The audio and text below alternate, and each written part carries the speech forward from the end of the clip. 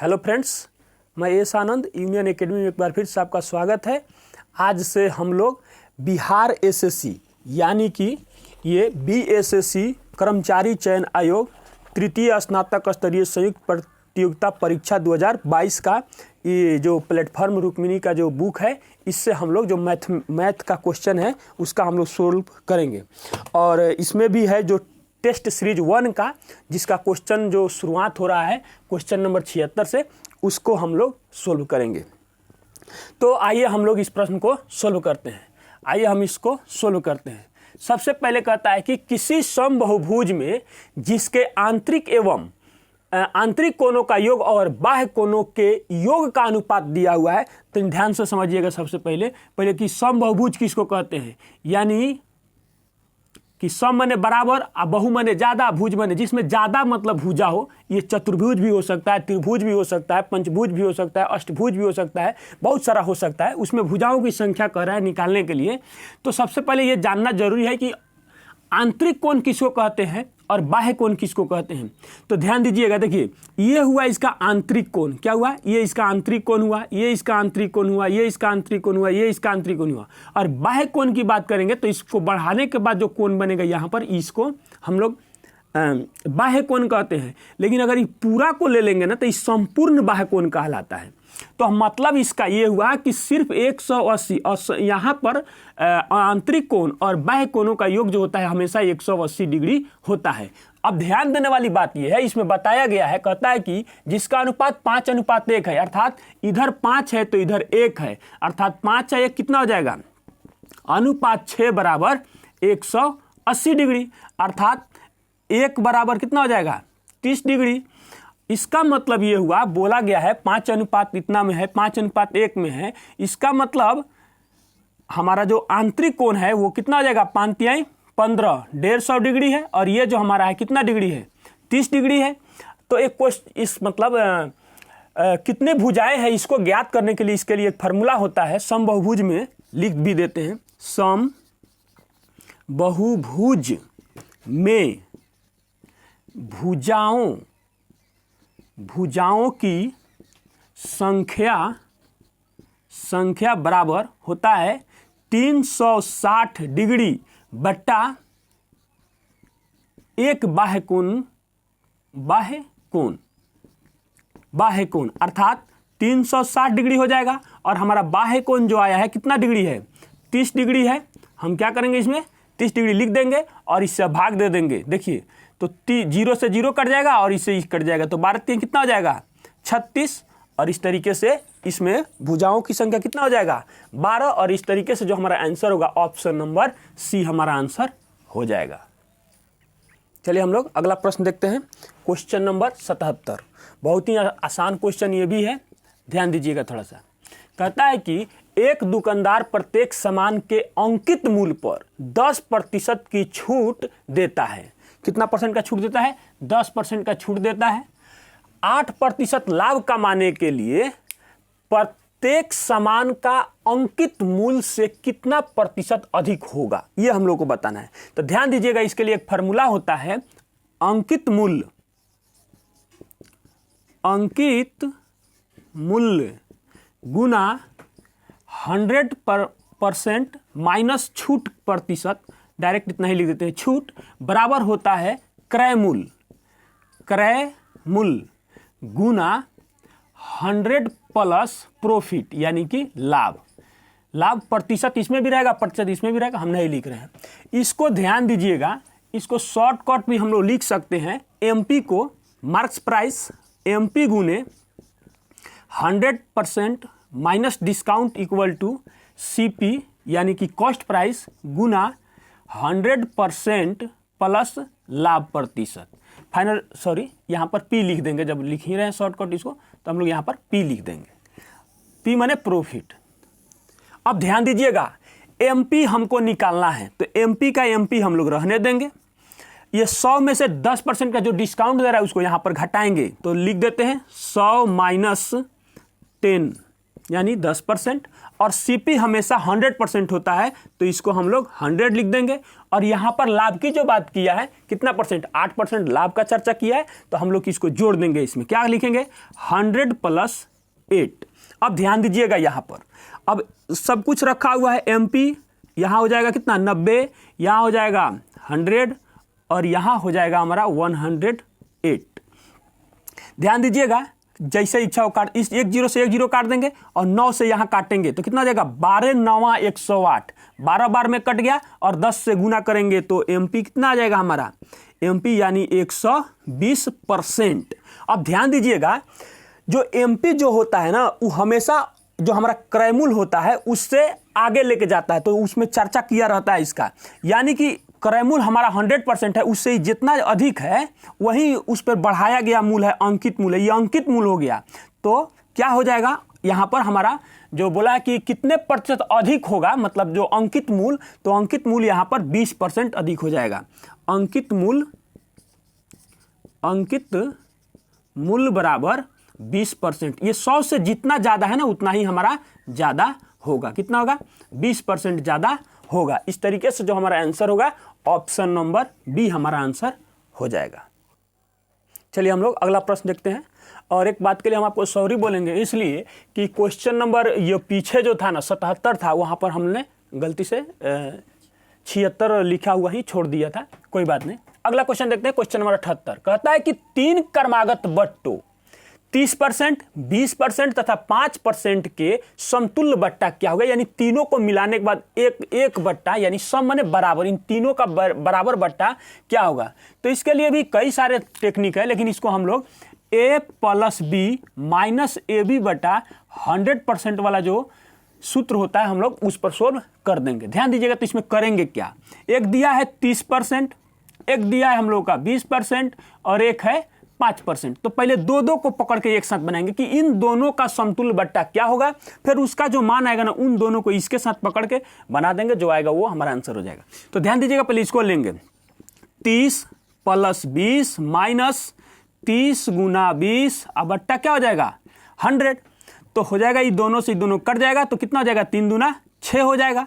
यानी कि ये हो जाएगा हमारा 30 20 50, या इसमें से 6 घटा देंगे तो यहाँ बच जाएगा 14, तो क्या हो जाएगा 44%। अब 44 और 5 को एक साथ पकड़ेंगे तो क्या हो जाएगा हमारा, इसको हटा देते हैं, एक हुआ यहाँ पर। अब इन दोनों को एक साथ लेंगे, 44 + 5 - 44 × 5, अब बट्टा कितना हो जाएगा 100।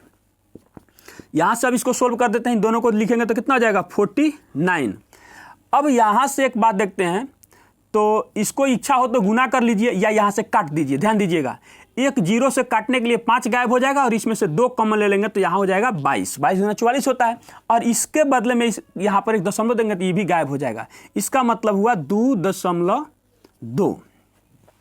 तो अब ये हमारा हो जाएगा, इसमें से मान को हम लोग क्या करेंगे, घटा लेंगे। तो देखिए घटाएंगे तो ये बच जाएगा कितना 47, और 47 में 2 घटाएंगे तो अभी दशमलव ये बचा हुआ है, यानी बच जाएगा ये 46.8 हो जाएगा। या यहाँ पे एक 0 भी डाल सकते हैं या नहीं भी डाल सकते हैं, इतना प्रतिशत यही हमारा आंसर हो जाएगा। आइए ऑप्शन में मिलान करते हैं, तो ऑप्शन सी में ये हमारा है 46.80%, और इस तरीके से जो हमारा आंसर वो ऑप्शन नंबर सी हमारा आंसर हो जाएगा।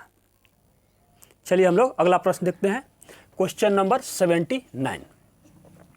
क्वेश्चन नंबर 79 में कहता है कि एक फल विक्रेता 1 रुपये के 10 की दर से नींबू बेचने पर 40% लाभ कमाता है। यानी कि हमारा जो बात दिया हुआ है लाभ में दिया हुआ है। तो देखिए क्रयमूल्य प्लस लाभ बराबर होता है एसपी यानी कि सेलिंग प्राइस, यानी कि विक्रय मूल्य। तो हमारा विक्रय मूल्य हो जाएगा 40% बराबर 1/100, जितना दिया हुआ है, जितना के दर का बात किया है 10 हो जाएगा। नीचे जिस वस्तु को 1 रुपया में बेचने का बात करता है वो हमारा वस्तु होता है। अब ध्यान दीजिएगा 100% लेके जाएंगे, 100% पर लेके जाएंगे तो खरीदने का दर जो है उसका पता चल जाएगा हमारा। यानी कि ये जो हमारा हो गया ना एसपी हो गया, और ये हो जाएगा हमारा सीपी हो जाएगा। तो कितना हो जाएगा 1/10 का 10 रहेगा, और ये हो जाएगा बट्टा में, और ये चला जाएगा 100/140, ऐसे बन जाएगा। देखिए 2 0 से 2 0 खत्म हो गया, बच गया 1/10 14। इसका मतलब हुआ ऊपर जो है 1 रुपया है और नीचे जो है वस्तु है, अर्थात 1 रुपया में उसने कितने वस्तु को खरीदा हुआ था? 14 वस्तु को खरीदा हुआ था। और जिस ऑप्शन में हमारा 14 है वो हमारा आंसर हो जाएगा। और ऑप्शन नंबर ए में हमारा 14 दिया हुआ है। इस तरीके से इस प्रश्न का जो हमारा आंसर होगा ऑप्शन नंबर ए हमारा आंसर हो जाएगा। चलिए हम लोग अगला प्रश्न देखते हैं, क्वेश्चन नंबर 80। क्वेश्चन नंबर 80 में दिया हुआ है, कहता है कि 4 का पावर 61 प्लस 4 का पावर 62 प्लस 4 का पावर 63 और 4 का पावर 64 निम्नलिखित में से किस अभाज्य संख्या से विभक्त है? यानी कि इन दिए गए संख्या में से किस संख्या से ये कटेगा? ये बहुतों सारे संख्या से कटता है। ये हम लोग आगे भी ये ऐसा पढ़ेंगे, जब प्राइम नंबर के बारे में पढ़ेंगे तब। तो ध्यान दीजिएगा इसको कैसे हम लोग सोल्व करते हैं। लिखेंगे जैसे है वैसे, 4 का पावर 61 प्लस 4 का पावर 62 प्लस 4 का पावर 63 प्लस 4 का पावर 64। इसमें से जो कॉमन निकलने वाला होता है उसको हम लोग पहले कॉमन लेंगे। 4 का पावर 61 कॉमन लेंगे तो यहाँ बच जाएगा 4 का पावर 61 कॉमन लेंगे तो यहाँ बच जाएगा 1, कुछ नहीं बचा तो 1। यहाँ बचेगा 4 का पावर 1, यहाँ बचेगा 4 का पावर 2 और यहाँ बचेगा 4 का पावर हमारा 3।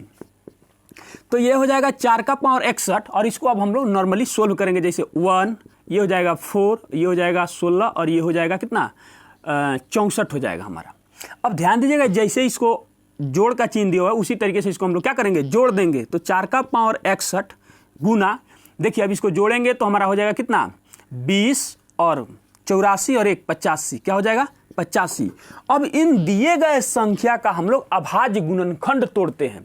तो अभाज्य गुणनखंड तोड़ते हैं तो धीरे धीरे तोड़ के हम लोग अपना चेक भी कर लेते हैं कि क्या है इसका रस। 17 × 5 = 85, तो 5 × 17 या 17 × 5। और यहाँ से हम लोग इसका मिलान कराते हैं ऑप्शन से मिलान करते हैं कि क्या दिया हुआ संख्या इसमें है, नहीं होगा तो हम जरूरत होगा। देखिए ये 4 से भी कटेगा, 2 से भी कटेगा, 16 से भी कटेगा, 64 से भी कटेगा, 20 से भी कटेगा, 10 से भी कटेगा, 85 से भी कटेगा, 34 से भी कटेगा। तो आप क्या क्या खोजिएगा, इसलिए इन्हीं ऑप्शन से मिलान कर लेते हैं कि क्या है क्या नहीं है। तो देखिए यहाँ पर 17 है तो कट जाएगा, अगर 17 से वहाँ भाग देने के वाला जो है यहाँ भाग देंगे 17 से, ये कट जाएगा तो ये पूरा तो हमारा जो बचेगा ये भागफल बन जाएगा। इसलिए 17 ऑप्शन में दिया हुआ है और इस तरीके से जो हमारा आंसर होगा ऑप्शन नंबर डी हमारा आंसर हो जाएगा। चलिए हम लोग अगला प्रश्न देखते हैं, क्वेश्चन नंबर 81। क्वेश्चन नंबर 81 ये बहुत ही आसान है और ये फार्मूला बेस्ड क्वेश्चन है। इसका जो फार्मूला हमारा होता है, पहले हम फार्मूला को ही लिख देते हैं इधर, या पहले क्वेश्चन को भी लिख सकते हैं। 2.3 का क्यूब माइनस देखिए 0.027 बट्टा 2.3 का स्क्वायर प्लस 0.69 प्लस 0.09 जो ये लिखा हुआ है, ध्यान दीजिएगा ये किस फार्मूला से बना हुआ है। ये लिखा हुआ है A Q minus B Q बट्टा A square plus A B plus B square. और इसका जो मान होगा ना डायरेक्ट जो होता है, इसको भाग देने पर ए माइनस बी हमको क्या होगा प्राप्त होगा। इसमें भी वही रूप दे दीजिए और ये जो मान आएगा वो हमारा आंसर हो जाएगा। तो ध्यान दीजिएगा इसको हम लोग कितना लिख सकते हैं 2.3 रहने दीजिए, माइनस इसको जो हम लोग लिख सकते हैं 0.3 का क्यूब कर सकते हैं और बट्टा ये भी जो लिखा हुआ है 2.3 का स्क्वायर प्लस, अगर आप चाहें तो ऐसे भी लिख सकते हैं 3 गुने 0.3 भी लिख सकते हैं इसको, और प्लस ये हमारा लिखा हुआ है 0.3 का स्क्वायर। अब देखिए वही फार्मूला जब बन गया तो इसका जो रिजल्ट होगा ना बाकी सबको भूल जाइए और इस वाला मान में से इस मान को घटा दीजिए, अर्थात ए में से बी के मान को घटा दीजिए। अर्थात ये ए का काम कर रहा है और ये बी का काम कर रहा है। इसका मतलब हुआ कि 2.3 माइनस 0.3 और 2.3 में से 0.3 को घटाएंगे तो हमारा रिजल्ट क्या प्राप्त होगा 2। और इस तरीके से इस प्रश्न का जो हमारा आंसर होगा ऑप्शन नंबर डी हमारा आंसर हो जाएगा। ऑप्शन नंबर डी हमारा आंसर हो जाएगा। चलिए हम लोग अगला प्रश्न देखते हैं, क्वेश्चन नंबर 82। क्वेश्चन नंबर 82 भी बहुत आसान क्वेश्चन है और ये सिंप्लीफिकेशन का क्वेश्चन है।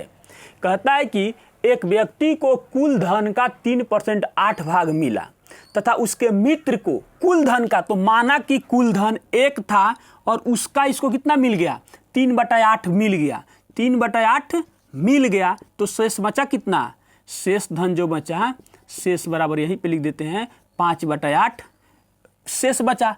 और क्या कहता है उसके मित्र को शेष धन का 3/8 मिला है। ध्यान देने वाली बात है, 5/8 का 3/8 मित्र को मिला है, इसका मतलब हो जाएगा 15/64 भाग इसको मिला है।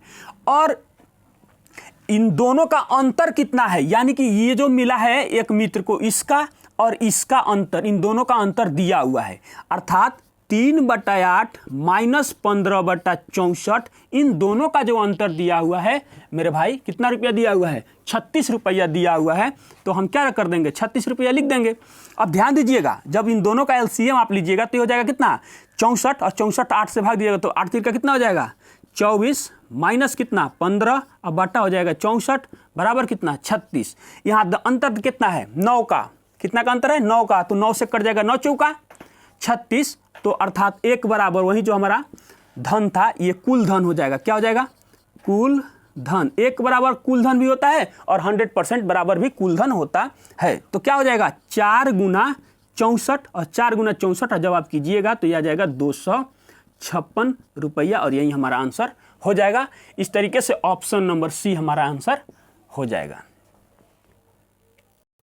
चलिए हम लोग अगला प्रश्न देखते हैं, क्वेश्चन नंबर 83। क्वेश्चन नंबर 83 में कहता है कि वह मूलधन क्या है जिसका दूसरे वर्ष का चक्रवृद्धि ब्याज 10% वार्षिक दर से 100, दूसरे वर्ष का, यानी कि ध्यान दीजिएगा, दूसरे वर्ष का, यानी कि पहले ईयर फर्स्ट ईयर में तो 10% का ही रेट रहेगा, लेकिन जो सेकेंड ईयर का ये बात कर रहा है, सेकेंड ईयर का दूसरे साल का जो बात कर रहा है, इसमें क्या होगा, 10% ये रहेगा ही रहेगा, 10% रहेगा, और फिर इसी 10% का 10% लगेगा, इसी 10 का 10% लगेगा, तो परसेंटेज निकालेंगे तो क्या हो जाएगा, 11% हो जाएगा, सॉरी 11% हो जाएगा, 11% हो जाएगा।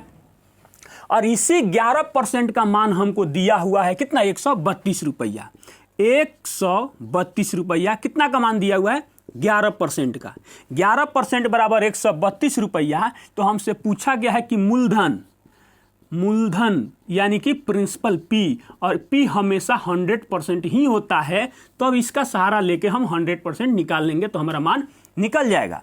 अर्थात तो हो जाएगा 1% बराबर कितना हो जाएगा, 12 रुपया, तो 100% बराबर कितना हो जाएगा, तो 100% बराबर 1200 रुपया हो जाएगा। और इस तरीके से इस प्रश्न का जो हमारा आंसर होगा, ऑप्शन नंबर बी हमारा आंसर हो जाएगा। चलिए हम लोग अगला प्रश्न देखते हैं। ये बहुत ही आसान क्वेश्चन है, ये सिंप्लीफिकेशन का जो फार्मूला बेस्ड क्वेश्चन है कह सकते हैं, या अलजेब्रिक क्वेश्चन भी इसको कह सकते हैं, उसी पर ये आधारित है। बहुत ही आसान क्वेश्चन है। क्वेश्चन है, कहता है कि 0.147 प्लस 0. यानी कि ए, इसको बी कह सकते हैं, फिर इसको ए, इसको बी, इसको फिर ए और इसको बी कह सकते हैं। यानी कि ए प्लस बी का होल स्क्वायर माइनस ए माइनस बी का होल स्क्वायर बटा ए बटा बी का मान क्या होगा। लेकिन इसको अगर आप सोचिएगा कि चलो ना इसको जोड़ के इसका स्क्वायर करते हैं, फिर इसको घटा के इसका स्क्वायर करते हैं, तो आंसर तो वही आना है, लेकिन ये बहुत ही लेंदी हो जाएगा, कम से कम 15 मिनट का समय इसी में चला जाएगा। ये फार्मूला बेस्ड है। आइए हम उस फार्मूला का जिक्र भी करते हैं, यहाँ पर हम बताते हैं। देखिए, ए प्लस बी का होल स्क्वायर माइनस ए माइनस बी का होल स्क्वायर बटा ए बी, ये जानते हैं। इसको जब आप सिंप्लीफिकेशन इसका कीजिएगा तो ये आएगा 4, और इस तरीके से अगर हम लोग बात करें तो डायरेक्टली इसका आंसर 4 हो जाएगा। लेकिन आइए हम लोग इसको यहाँ पर सोल्व करके भी चेक करके हम आपको दिखाते हैं। 0.147 प्लस 0.089 का स्क्वायर माइनस 0.147 माइनस 0.089 का स्क्वायर, ये अलग हमारा यही चीज़ तो है, बस इस पे सजा दिया गया है। 0.147 अगुने 0.089, इसको सोल्व करने की कोशिश न करें। यही चीज़ आप ध्यान से देखिए तो क्या यही चीज़ को सजाया गया है कि नहीं सजाया गया है। तो इसका आंसर हमारा जो डायरेक्टली चला जाएगा वो कितना जाएगा, आंसर 4 हो जाएगा। और इस तरीके से इस प्रश्न का आंसर जो हमारा है वो कितना हो जाएगा। चलिए हम लोग अगला प्रश्न देखते हैं। क्वेश्चन नंबर 85 बहुत ही मज़ेदार क्वेश्चन है, और ये टाइम एंड वर्क चैप्टर से ये क्वेश्चन है। कहता है कि ए तथा बी एक कार्य को क्रमशः, जिसका मतलब हुआ ए और ये हुआ बी, क्रमशः 45 दिनों, अर्थात ए 45 दिनों में करता है, तथा बी उसी काम को कितने दिनों में करता है? 40 दिनों में करता है, पूरा कर सकते हैं। वे दोनों मिलकर कार्य प्रारंभ करते हैं, दोनों मिलकर, तथा कुछ दिन के बाद एक कार्य को छोड़ देता है, तब शेष कार्य को बी 23 दिनों में पूरा कर लेता है। तो ए ने कितने दिन के बाद काम छोड़ दिया या कितने दिनों तक साथ में काम किया? कोई बात नहीं। तो सबसे पहले डे दिया हुआ है, यानी कि या टाइम दिया हुआ है, इससे हम लोग इसकी इफिशियंसी निकाल लेंगे। इसकी इफिशियंसी हो जाएगी 8 और इसकी हो जाएगी 9। देखिए दोनों में 5 का मान हमने इसको गायब मार दिया, ये वाला मान यहाँ रख दिया, ये यहाँ रख दिया। अब ध्यान दीजिएगा, कहा है कि ए ने कितने दिनों के बाद काम को छोड़ दिया, तो हमने माना कि एक दिन के बाद छोड़ दिया। तो उसको ज्ञात करने के लिए दोनों मिल के साथ न किया है काम, तो दोनों मिल के साथ काम किया है, अर्थात देखिए ऐसे किया है ए प्लस बी, पता नहीं कितना दिन, तो x मान लेंगे। फिर बी ने शेष काम को 23 दिनों में पूरा कर लिया, 23 दिनों में पूरा कर लिया, और पूरा काम कितना है? 9 चौका 36, 360 काम हमारा क्या हो गया? पूरा हो गया। इसी स्ट्रक्चर पर हमको इसको मान को सजाना है, अर्थात ए और बी का मान कितना दिया हुआ है, ये स्ट्रक्चर मान लीजिए हो गया। ए और बी का मान, दोनों का क्षमता कितना है? 17, दोनों को जोड़ने पर 17। मालूम नहीं कितने दिनों तक साथ में काम किया, और बी शेष काम को बी, तो बी की क्षमता कितना है? 9, और इसी क्षमता से इसने 23 दिनों तक काम किया और 360 काम हमारा जो है वो पूरा हो गया। टाइम और इफिशियंसी के गुणनफल को हम लोग काम कहते हैं। अब ध्यान दीजिएगा, इसको बस सिर्फ इसका कैलकुलेशन आपको कर देना है। तो क्या हो जाएगा? 17 गुना x बराबर 360 माइनस 360 माइनस, इसको जब गुना करेंगे तो 9 3 का 27 के 7 और 9 दूना 18, 18 और 2 कितना हो जाएगा? 20, यानी कि 207। तो ये बचेगा कितना घटाने पर? 53। तो कितना बचेगा? 53।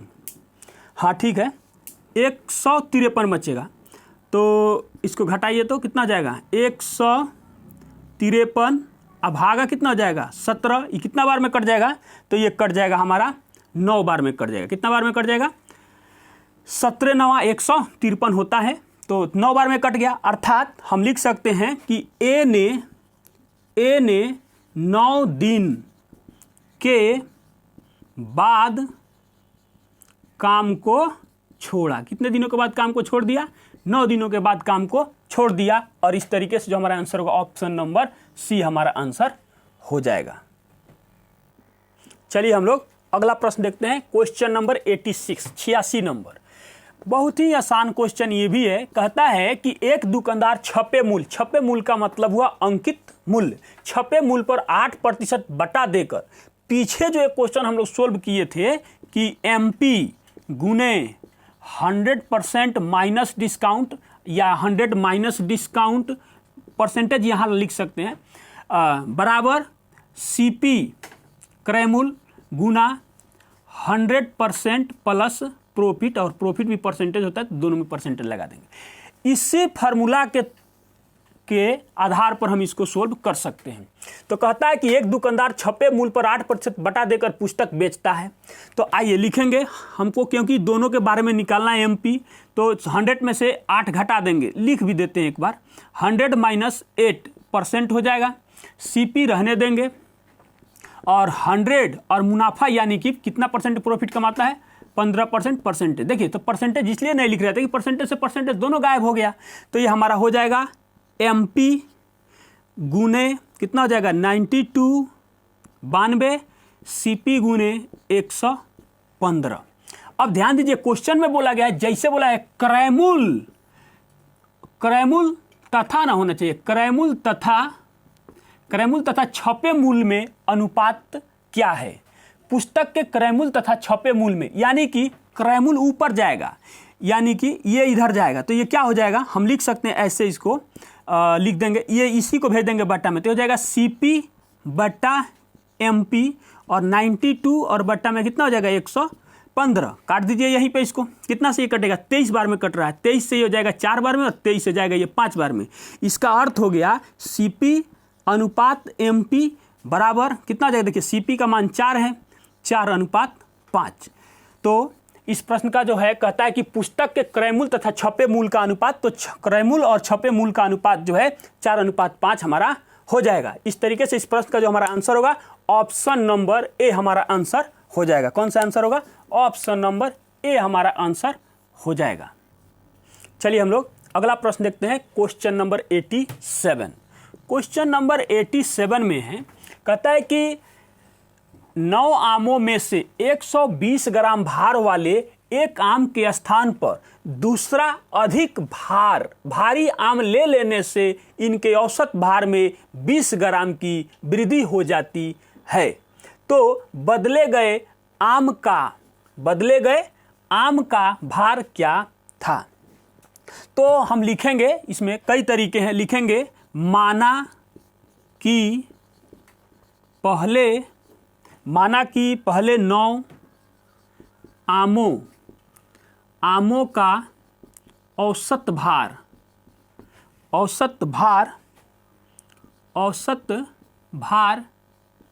x ग्राम था। ग्राम लिख दिए इसलिए ताकि ग्राम में ग्राम हमको जोड़ने में सुविधा होगा।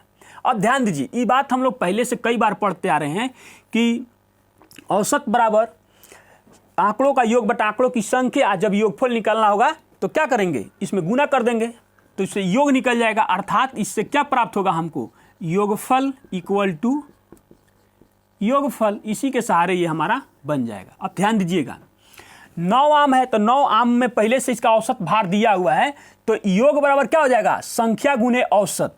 तो क्या हो जाएगा? 9 गुना x। आप प्लस नहीं करेंगे, क्योंकि कहता है कि 120 ग्राम भार वाले आम से बदला जाता है, अर्थात 120 ग्राम वाले को इसमें से निकाल दिया जाता है। 120 ग्राम वाले को यहाँ से निकाल दिया जाता है और इसी के स्थान पर एक दूसरा आम के बारे में पता नहीं जो इसका भार कितना है लाया जाता है। तो इसको लाया जाता है, तब कहता है कि जो इधर योगफल आएगा इधर भी आएगा, उसमें 9 में x जो ग्राम माना गया है उसमें 20 ग्राम की क्या हो जाता है? वृद्धि हो जाता है। अब इसको हम लोग सोल्व कर देंगे, जो y का मान आएगा ना वही उस 9वें आम का भार हो जाएगा। देखिए, जब इसको आप गुना कीजिएगा तो 9x यहाँ बनेगा और ये 180 बनेगा। 9 से 9 काट दीजिए पहले ही, माइनस 120 प्लस y बराबर ये 9 इसमें भी गुना होगा, 9 दूना 18, 180 हो जाएगा। तो y बराबर 180 प्लस 120, ये इधर से इधर आ जाएगा। तो 100, 100, 200, 100, ये कितना हो जाएगा? y बराबर 300 ग्राम। ऐसे ग्राम लिखिए या जी लिख दीजिए, 300 ग्राम। कहने का मतलब हुआ कि जो 120 ग्राम वाला भार के साथ बदला गया है, उसके जगह पर 120 ग्राम के आम को लाया गया है। और इस तरीके से इस प्रश्न का जो हमारा आंसर होगा, ऑप्शन नंबर डी हमारा आंसर हो जाएगा। चलिए हम लोग अगला प्रश्न देखते हैं। अगला प्रश्न भी बिल्कुल आसान, ये भी सिंप्लीफिकेशन का क्वेश्चन है। ध्यान दीजिएगा क्या है, 4 माइनस 5, उसके बाद में है 1 प्लस 1 बट्टा 3 प्लस 1 बट्टा 2 प्लस 1/4। देखिए, इसमें ये मेन बटा कहलाता है। उसके बाद जो ये मान है, पहले नीचे से इसमें क्रिया करते हैं। पहले हम लोगों को पहले इतना का क्रिया करना पड़ेगा इसका।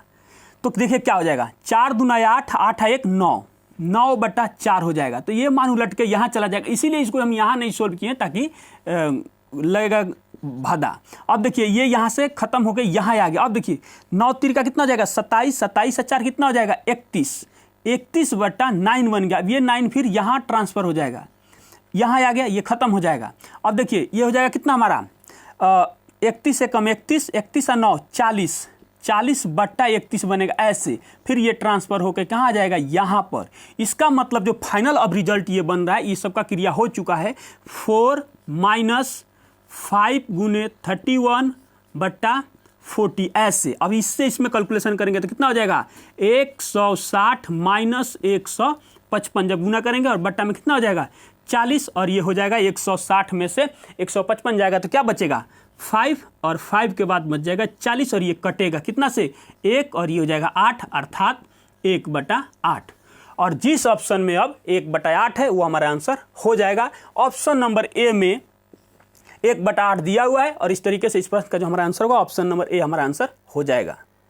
चलिए हम लोग अगला प्रश्न देखते हैं, क्वेश्चन नंबर 88 की 89, ये क्वेश्चन नंबर 89 हो गया है, सॉरी ये क्वेश्चन नंबर हमारा जो होगा 89 होगा। 88 हम लोग सोल्व कर चुके हैं, 89 होगा। चलिए देखते हैं, ये भी क्वेश्चन बहुत आसान है। ये टाइम एंड वर्क का एक भाग होता है मिक्स्ड प्रोपोर्शन, मिश्र समानुपात, ये उसी चैप्टर का क्वेश्चन है। हम लोग देखते हैं इस क्वेश्चन को, फिर भी कोई बात नहीं। 40 आदमी एक काम को 15 दिनों में कर सकते हैं, तो लिखेंगे 40 आदमी को मैन, और कितने दिनों में, 15 दिनों में, तो 15 लिखेंगे। और 30 औरत,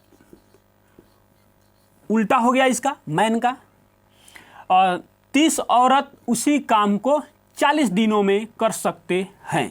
ठीक है, तो कहता है क्वेश्चन में आगे कि 50 आदमी एवं 50 औरत उसी काम को कर सकते हैं, यानी कितने दिनों में कर सकते हैं। तो इसको सोल्व करने के लिए नीचे एक और इक्वेशन हमारा बनेगा कि 50 मैन प्लस 50 वोमेन इस काम को कितने दिनों में पूरा करेंगे। तो इसमें करना क्या होगा, किसी एक इक्वेशन से इसमें लाके हमको इक्वल करना पड़ेगा, जिससे आपकी मर्जी हो उससे आप इक्वल कर सकते हैं। आइए हम मैन से इक्वल कर देते हैं, मैन गुना 15 हो जाएगा।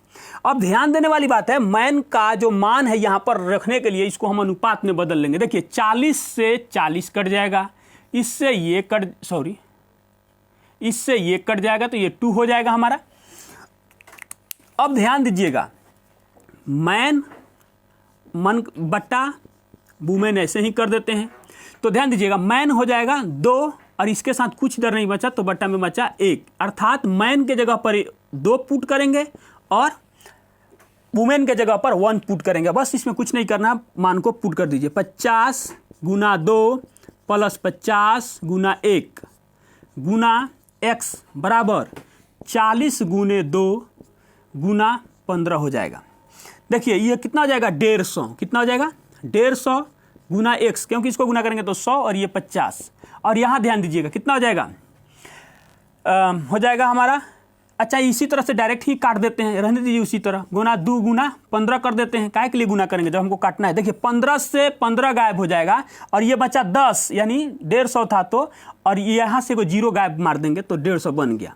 कितना हो जाएगा, 4 दूना 8। इस काम को पूरा करने में कितना समय लगेगा, तो इस काम को पूरा करने में 50 आदमी और 50 औरत को 8 दिनों का समय लगेगा। और इस तरीके से इस प्रश्न का जो हमारा आंसर होगा, ऑप्शन नंबर सी हमारा आंसर हो जाएगा। चलिए हम लोग अगला प्रश्न देखते हैं। ये ट्रेन चैप्टर से कह सकते हैं या स्पीड, टाइम एंड डिस्टेंस से भी इस क्वेश्चन को हम लोग कह सकते हैं। ध्यान दीजिएगा क्या कहता है, कहता है कि एक 100 मीटर लंबी ट्रेन किसी टेलीग्राफ खंबे को 10 सेकंड में पार कर सकती है। 500 मीटर लंबी एक स्टेशन के प्लेटफॉर्म को पार करने में उसे कितना समय लगेगा। तो ध्यान दीजिएगा, ये होता है दूरी बराबर चाल गुने समय। इसी फार्मूला से हम लोग इसको सोल्व कर सकते हैं। ध्यान दीजिएगा, तो दूरी बराबर दूरी कर देंगे, यानी कि दूरी हमारे पास दिया हुआ है कितना। देखिए कोई भी ट्रेन या कोई भी रेलगाड़ी, ये वही हुआ ट्रेन या रेलगाड़ी, जो ये किसी खंबे को, किसी ताड़ के पेड़ को या किसी व्यक्ति को जब पार करती है तो उसके दूरी को नगण्य माना जाता है। लेकिन जब यह किसी पुलिया को, प्लेटफॉर्म को, पुल को, किसी दीवार को पार करती है तो दोनों की दूरी को जोड़ दिया जाता है। तो दोनों की दूरी को हम क्या करेंगे, जोड़ देंगे। तो 100 मीटर लंबी खुद ट्रेन है और 500 मीटर लंबे प्लेटफॉर्म है, तो इन दोनों की दूरी को हम लोग क्या करेंगे, जोड़ देंगे। 100 प्लस 500 मीटर में हो जाएगा। अब ध्यान दीजिएगा, उसके बाद में इसके चाल हम लोग वहाँ से भी निकाल सकते थे, पहले निकाल ही लेंगे, वहीं पे आएंगे और यहाँ पर समय हमको निकालना है। तो 2 स्टेज में ये सोल्व हो जाएगा। तो ये हमारा हो जाएगा कितना, पहले जो है 100 मीटर लंबी ट्रेन है, मीटर में है, दूरी हो गया। चाल हमको मालूम नहीं है, इसी से इसका चाल अब निकाल लेंगे यहाँ से। और समय है 10 सेकेंड, 10 सेकेंड का है, तो चाल के जगह पर क्या आ जाएगा, इससे भाग देंगे तो ये कट जाएगा, अर्थात 10 मीटर प्रति सेकेंड। तो ये चाल है, तो अब चाल के जगह पर हम लोग क्या रखेंगे, 10, यहाँ मीटर लगा देंगे, नहीं भी लगाएंगे तो बाद में इसका मात्रक ले लेंगे, मीटर प्रति सेकेंड, और गुना हमारा हो जाएगा समय। तो ध्यान दीजिएगा, ये जुटेगा तो कितना आ जाएगा, 600 यहीं पे हम छोड़ देते हैं इसको, और 600 और 10 गुने समय हो जाएगा हमारा। इससे ये कट जाएगा, खत्म हो जाता है, और ये समय का जो मात्रक है ना, ये लास्ट में आके लग जाता है। अब देखिए 1 0 से 1 0 कट जाएगा, अर्थात समय जो हमारा निकल के आया किस चीज़ में आया, 60 सेकंड। 60 सेकंड, और 60 सेकंड हमारा आंसर हो गया। लेकिन 60 सेकंड किसी ऑप्शन में नहीं है, लेकिन 1 मिनट ऑप्शन में है। तो हम जानते हैं कि 60 सेकंड बराबर कितना होता है, 1 मिनट होता है। और इस तरीके से इस प्रश्न का जो हमारा आंसर होगा ऑप्शन नंबर बी हमारा आंसर हो जाएगा। चलिए हम लोग अगला प्रश्न देखते हैं। अगला जो हमारा क्वेश्चन है ये सिंपल इंटरेस्ट, साधारण ब्याज से ये क्वेश्चन है।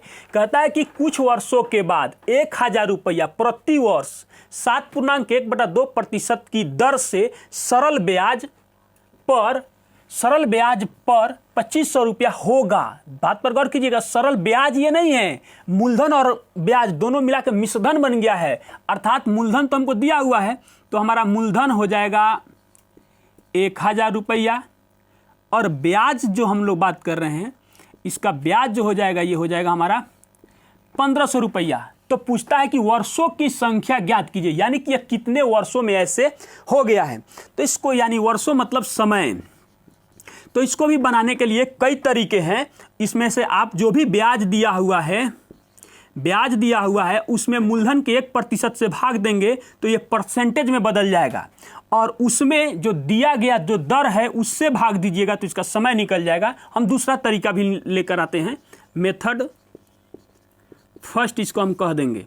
तो कितना हो जाएगा, 7 दूना 14 1 15, तो भाग देंगे तो ये कितना हो जाएगा, 2 ऊपर चला जाएगा और नीचे 15 में बदल जाएगा। इससे ये कट जाएगा और 15 से ये कितना बार में कटेगा, 10 बार में कटेगा। 10 दूना 20 वर्ष, समय बराबर 20 वर्ष आंसर हो जाएगा। दूसरा जो हम मेथड का बात कर रहे हैं ये हम लोग बचपन से पढ़ते आ रहे हैं। सेकंड मेथड का हम लोग बात करेंगे, ध्यान दीजिए, ब्याज बराबर मूलधन गुने समय गुने दर बटा 100। तो क्या हो जाएगा, ब्याज जो हमारा दिया हुआ है 1500 रुपया, मूलधन हमारा है 1000 रुपया, और समय ही तो हमको निकालना है। और दर की बात करेंगे तो दर दिया हुआ है कितना, 15/2 ऐसे हो जाएगा, क्योंकि 7.5% है। तो अब ध्यान दीजिए, देखिए 00 से 00 कट गया, 10 से यहाँ से 10 हम खत्म कर दिए, इस 15 से ये 15 खत्म हो गया, टोटल तो खत्म हो गया। कितना बच गया, समय बराबर 20 वर्ष, 20 वर्ष। और इस तरीके से इस प्रश्न का जो हमारा आंसर होगा ऑप्शन नंबर सी हमारा आंसर हो जाएगा। चलिए हम लोग अगला प्रश्न देखते हैं। अगला जो हमारा ये प्रश्न है ये एलसीएम एंड एचसीएफ चैप्टर से ये है।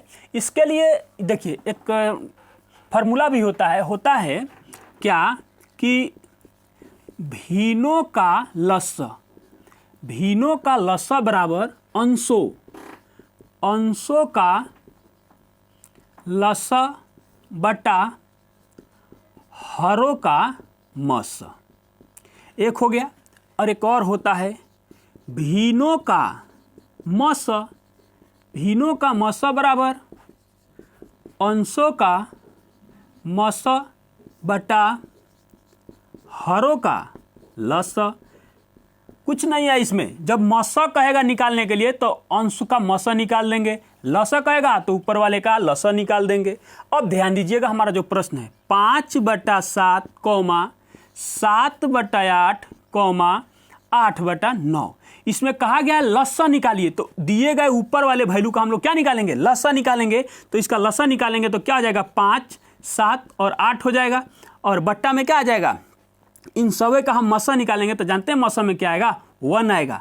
इसका मतलब हो जाएगा 8 × 5 = 40 और 7 × 4 = 28, 280/1 फाइनली हो जाएगा ये 280। और इस तरीके से इस प्रश्न का जो हमारा आंसर होगा 280 होगा, अर्थात ऑप्शन नंबर डी हमारा आंसर हो जाएगा। ऑप्शन नंबर डी हमारा आंसर हो जाएगा। चलिए हम लोग अगला प्रश्न देखते हैं, क्वेश्चन नंबर 93। क्वेश्चन नंबर 93 में है, कहता है कि 6 वर्ष पूर्व कुणाल तथा रोहित, कौन कौन है, कुणाल तथा रोहित, तो लिखेंगे कुणाल, उसके बाद में लिखेंगे रोहित। 6 वर्ष पूर्व यानी कि 6 वर्ष, ऐसे देते हैं माइनस का चिन्ह। 6 वर्ष पूर्व कुणाल तथा रोहित की आयु का अनुपात क्रमशः कितना था, 6:5 था। कितना था, 6 वर्ष पहले, ऐसे यहाँ दे देते हैं 6 वर्ष पहले, हाँ ऐसे हो जाएगा 6 वर्ष पहले। 4 वर्ष बाद वर्तमान बीच में देखिए इधर होता है जो पूर्व होता है, उसके बाद होता है जो भविष्य वाला होगा, बाद वाला होता है, बीच में जो होता है नहीं, यहाँ पर वो वर्तमान होता है। तो वर्तमान का चर्चा नहीं किया है, 4 वर्ष बाद अब लेके गया है। 4 वर्ष बाद इनकी आयु का अनुपात जो होगा 11 अनुपात कितना हो जाएगा 10 होगी। तो पूछता है कि रोहित की वर्तमान आयु, यहाँ पर जो मान निकल के आएगा वो क्या होगा। तो ध्यान दीजिएगा इसमें करते क्या है, यहाँ कितना का अंतर है 5 का, यहाँ कितना का अंतर है 5 का, तो इधर साइड में लिख देंगे अनुपात 5 बराबर, और इसमें पूर्व को और बाद वाले दोनों मान को जोड़ देते हैं तो क्या हो जाएगा 6 या 4 10 हो जाएगा 10, अर्थात अनुपात 1 बराबर 2 वर्ष हो जाएगा। कितना आएगा 2 वर्ष हो गया, अनुपात 1 बराबर 2 वर्ष हो गया। तो हमसे अब जहाँ से मर्जी होगा वहाँ से यावन इच्छा होगा तो हम यहाँ से मान 10 निकाल के फिर घटा देंगे, या यहाँ 5 में रख के उसमें 6 हम जोड़ देंगे, तभी हम वर्तमान में आ जाएंगे। तो जैसी इच्छा हो सके वैसे हम लोग कर सकते हैं। तो देखिए यहाँ पर क्या करेंगे, लिखेंगे अनुपात 10, अर्थात रोहित के बारे में अब हम लोग लिखने जा रहे हैं। रोहित की आयु बराबर 10 बराबर ये 4 वर्षों के बाद कितने का हो जाएगा 20 वर्ष का हो जाएगा। लेकिन ये 4 वर्ष बाद ना हो जाएगा, लेकिन हमसे कह रहा है कि रोहित की वर्तमान आयु, तो लिखेंगे रोहित की वर्तमान आयु बराबर 20 माइनस 4, क्योंकि 4 वर्ष कहा है कि 4 वर्ष बाद हो जाएगा, ये वर्तमान के बात है, तो हो जाएगा 16। कितना 16 वर्ष, अर्थात ये कितने वर्ष का है वर्तमान में 16 वर्ष का है। और इसका भी बात किया होता तो हम इसके बारे में निकालते, लेकिन इसका नहीं किया इसलिए नहीं निकालेंगे 16 वर्ष। तो जिस ऑप्शन में हमारा 16 है वो हमारा आंसर हो जाएगा, ऑप्शन नंबर सी हमारा आंसर हो जाएगा। चलिए हम लोग अगला प्रश्न देखते हैं, क्वेश्चन नंबर 94। ये जो क्वेश्चन है प्रॉफिट एंड लॉस का क्वेश्चन है। कहता है कि एक दुकानदार ने 12,000 रुपये में एक टेलीग्राम एवं 8,800 रुपये में एक टेप रिकॉर्डर को बेचा। यदि इस व्यापार में उसको टेलीविजन पर 4% की हानि हुई, इसका मतलब हुआ कि उसको प्राप्त कितना हुआ 96%। कितना हुआ 96%। 96% बराबर 12,000 रुपया। 12,000 रुपया तो हो जाएगा हमारा 100% बराबर क्या प्राप्त होगा। देखिए इसे तो कट रहा है, लेकिन हम लोग लेके आएंगे ऐसे 1% पर 1% बराबर कितना हो जाएगा 12,000 बटा 96। इससे कटेगा 12 अट्ठे 96, ये बच गया यहाँ पर कितना 1,000 का रूप धर लिया। इसको काटेंगे, इससे कितना बार में कट जाएगा 125 बार में ये कटेगा, 125 बार में कट जाएगा 125, अर्थात 1% बराबर 125। तो 100% बराबर क्या होगा, ये टेलीविजन के बारे में, किसके बारे में टेलीविजन के बारे में। और टेलीविजन का ये एसपी है यानी कि सेलिंग प्राइस, और ये हो जाएगा हमारा कॉस्ट प्राइस 100% पर। तो क्या कितना हो जाएगा, ये हो जाएगा 12,500 रुपया हो जाएगा। ये टेलीविजन का बात करता है। उसके बाद कहता है कि 8,800 रुपया में जब उसने बेचा है ये टेप रिकॉर्डर को, तो उस पर 10% का लाभ हुआ है, अर्थात ये भी एसपी ही है। क्या है एसपी है, और ये है 110% बराबर 8,800 रुपया। 8,800 रुपया। अब ध्यान दीजिएगा यहाँ भी 1% हम निकालेंगे, तो 1% निकालेंगे तो 11 अट्ठे 88, एगो जीरो से एगो जीरो कट जाएगा, यानी कि हो जाएगा 11 अट्ठे 80। क्या हो जाएगा 80, 1%। तो 100% बराबर हमारा क्या हो जाएगा, तो 100% बराबर हो जाएगा 8,000 रुपया। अब ध्यान देने वाली बात ये है, ये हमारा हो जाएगा सीपी। अब पढ़ते हैं क्वेश्चन में क्या कहता है। तो उसके कुल लाभ या हानि का परिमाण रुपये में बताइए। तो टोटल क्रयमूल्य को एक साथ जोड़ेंगे, टोटल विक्रयमूल्य को हम लोग एक साथ जोड़ लेंगे, उसके बाद जोड़ घटाव करके देखेंगे। तो लिखेंगे टोटल सीपी यानी कि क्रयमूल्य। तो टोटल क्रयमूल्य हमारा 100% जो भी है वो सीपी है। तो क्या हो जाएगा 12,500 प्लस 8,000 जोड़ेंगे तो हमें प्राप्त होगा 20,500 रुपया प्राप्त होगा। अगर हम बात करेंगे टोटल एसपी यानी कि सेलिंग प्राइस यानी कि विक्रय मूल्य, तो हमारा हो जाएगा बिका कितना में है 12,000 में एक वस्तु बिका है और 8,800 में एक बिका है। जब दोनों को जोड़ेंगे तो हमें प्राप्त होगा 20,800 रुपया। तो ध्यान दीजिए 20,800 रुपया ये है, यानी कि यही ज़्यादा है, अर्थात जब दोनों को हम माइनस करेंगे तो हमें लाभ प्राप्त हो रहा है, और लाभ बराबर हमें हो रहा है 20,800 माइनस 20,500, अर्थात कितना लाभ हुआ 300। घटा के देख लीजिए, अर्थात हमारा आंसर क्या जाएगा, हमारा आंसर हो जाएगा जिसमें लाभ हुआ हो और वो 300 हो। तो टोटल लाभ की बात करेंगे तो हमको कितना लाभ हुआ है दोनों मिला के वस्तु पर, तो 300 रुपया का लाभ हुआ है। और इस तरीके से इस प्रश्न का आंसर ऑप्शन नंबर डी हमारा आंसर हो जाए। चलिए हम लोग अगला प्रश्न देखते हैं, क्वेश्चन नंबर 95, 95 नंबर जो क्वेश्चन है, कहता है कि एक बांस के खंबे को 8 फुट लंबाई, 6 फुट चौड़ाई एवं 10 फुट ऊंचाई वाले घर में रखा जाता है। इसका मतलब यह एक घनाभाकार घर है। यदि खंबा फर्श का एक कोना एवं छत के विपरीत कोने को छूता है तो खंबे की लंबाई होगी। ध्यान दीजिएगा, इसका मतलब ये घर घनाभाकार है, ऐसे है,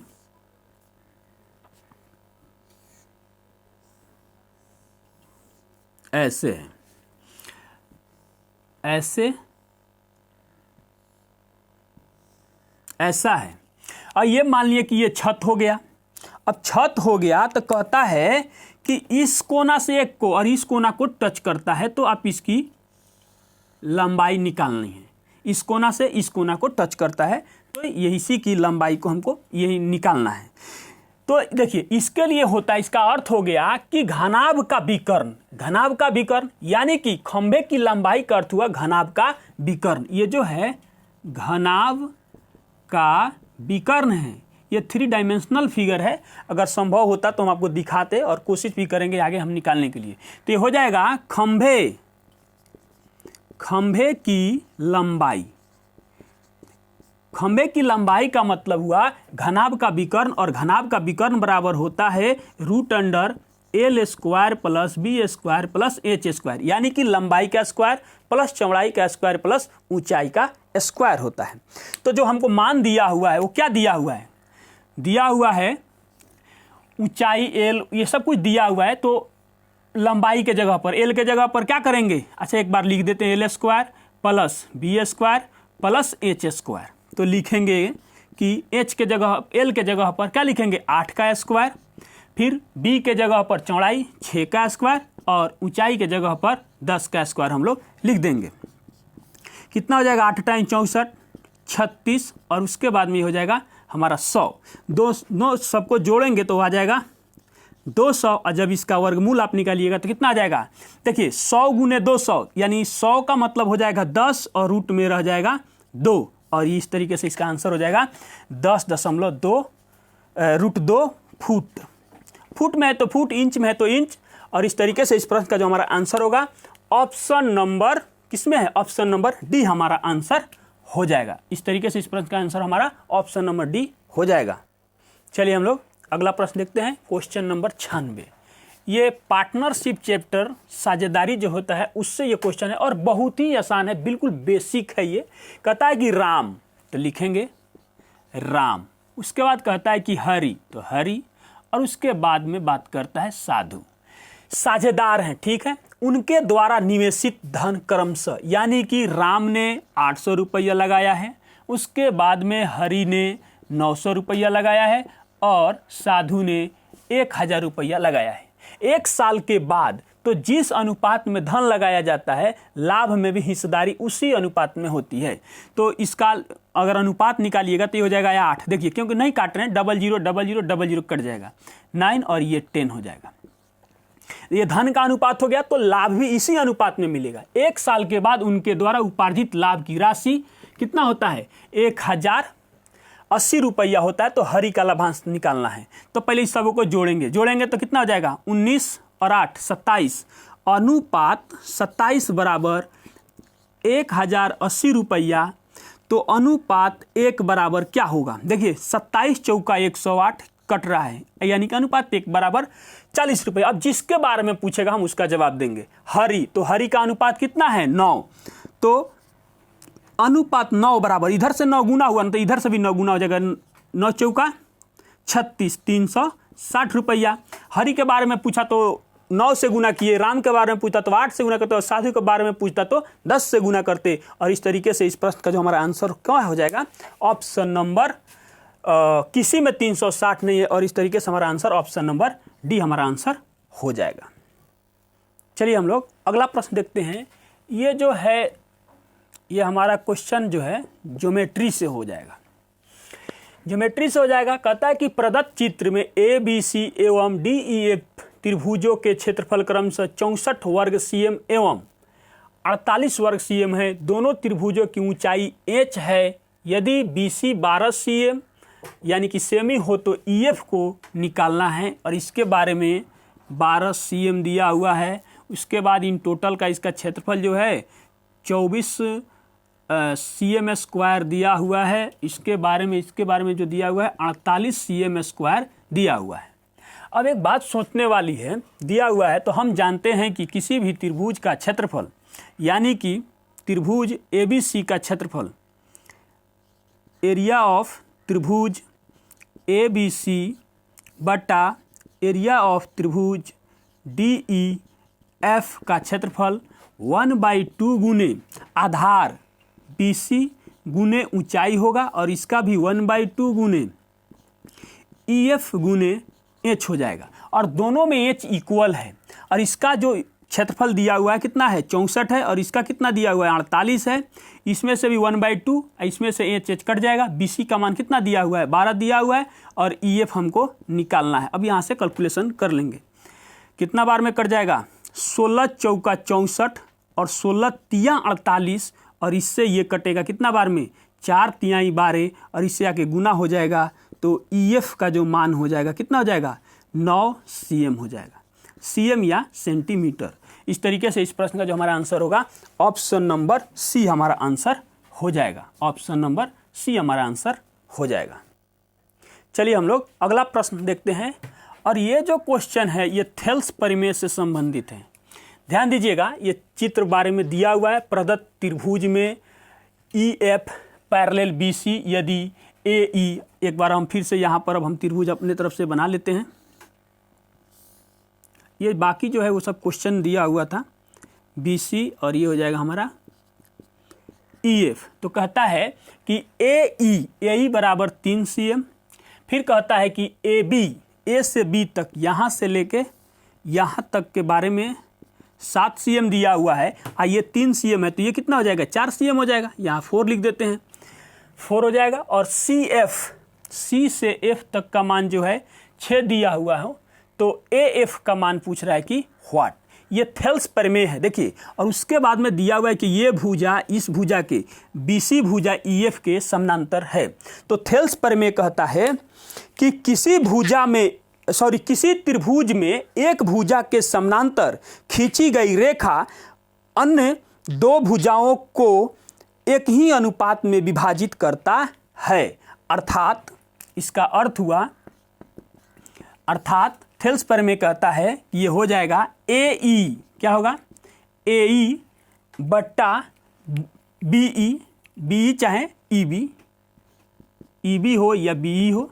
उसके बाद में हो जाएगा AF बट्टा क्या हो जाएगा CF चाहे FC, कोई दिक्कत नहीं है।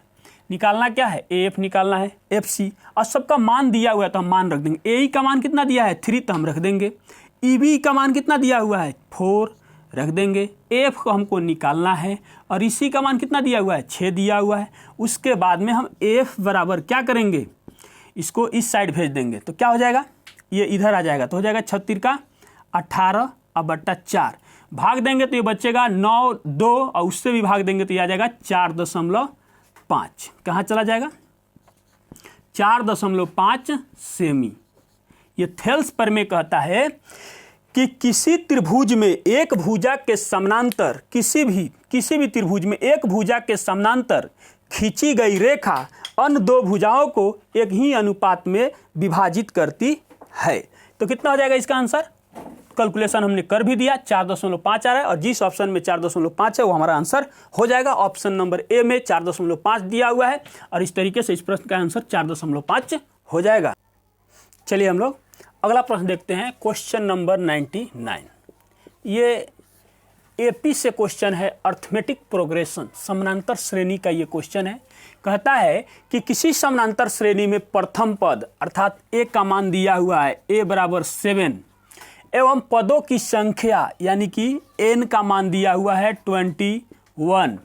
यदि सार्व अंतर 5 है यानी कि d बराबर कितना है 5 है, तो मध्य पद निकालिए। सबसे इसमें समझने वाली बात यह है, मध्य पद निकालिए का मतलब हुआ 21 गो जो है इसमें से 10 पद इधर है और फिर एक बीच में है, फिर 10 इधर है, यानी कि मध्य पद का मतलब क्या हुआ है 11वां पद कह रहा है निकालने के लिए। ये तो दिया ऐसे 11वां पद यानी कि a11 बराबर हो जाएगा a plus n-1 into D वाला फॉर्मूला यहाँ लगेगा। a का मान 7 होगा और n का मान 21 नहीं रखेंगे 11 रखेंगे, 11 - 1 और गुना 5 हो जाएगा और 7 प्लस 10 गुना 5 हो जाएगा तो 50 और 7 कितना हो जाएगा 57। और इस तरीके से इस प्रश्न का जो आंसर होगा ऑप्शन नंबर हमारा डी आंसर हो जाएगा। चलिए हम लोग नेक्स्ट और लास्ट प्रश्न देखते हैं। क्वेश्चन नंबर 100 टेस्ट सीरीज 1 जो है इसका ये लास्ट क्वेश्चन है और क्वेश्चन इतना बड़ा है, यहाँ तक हम ऑप्शन को भी लिख दिए हैं, इसलिए इसका सॉल्यूशन जो है ना हम लोग यहाँ पर करेंगे। अब देखिएगा दिया हुआ है कि निर्देश 100, यहाँ दिए गए पाई चार्ट मिस्टर राव के परिवार के विभिन्न मतों पर व्यय तथा बचत को दर्शाता है। चार्ट अध्ययन कीजिए तथा इस पर आधारित प्रश्नों के उत्तर दीजिए। ये चार्ट पाई चार्ट दिया हुआ है। अब जो 100 नंबर का हमारा आखिरी जो प्रश्न है ये क्या कहता है, कहता है कि शिक्षा, तो शिक्षा को देखेंगे इसमें कहाँ है, शिक्षा यहाँ है, तथा वस्त्र या वस्त्रों यहाँ पर है, मिलकर तो दोनों को मिलाएंगे। व्यय की गई कुल राशि भोजन पर व्यय की गई तो भोजन यहाँ है, राशि का कितना प्रतिशत है, बाकी सब कुछ छूट गया, इसीलिए हमने उसको टिक किया है।